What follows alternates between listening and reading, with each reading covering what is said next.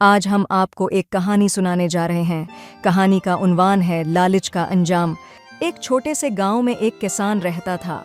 इसका नाम हसन था। हसन की जिंदगी मेहनत और मशक्कत से भरपूर थी। एक दिन हसन को एक अजीब और गरीब ख्वाब आया। इस ख्वाब में उसे एक पुरस्कार आवाज़ सुनाई दी।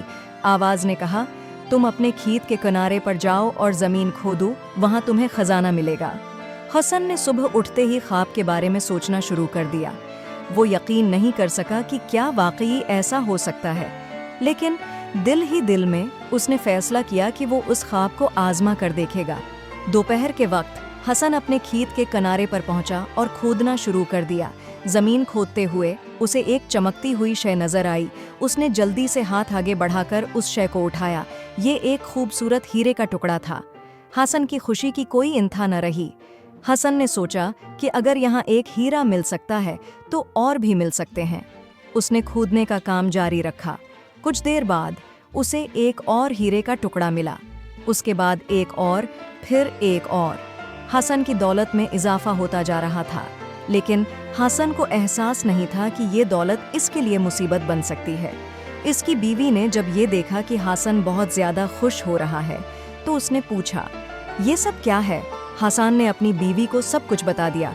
अगले दिन हसन के दोस्त ने भी उस खजाने की खबर सुन ली। दोस्त ने हसन से कहा, मुझे भी कुछ हिस्सा दो।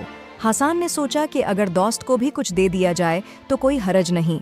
दोस्त ने जब खजाना हासिल कर लिया तो वो और ज्यादा चाहने लगा। उसने हसन को धोखा देने की साजिश की।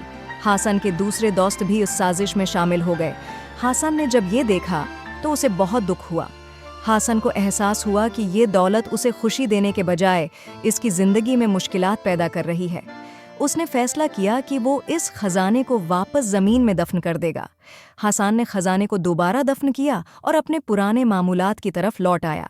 उसने समझ लिया कि दौलत सब कुछ नहीं होती, बल्कि सुकून और खुशी असल दौलत है।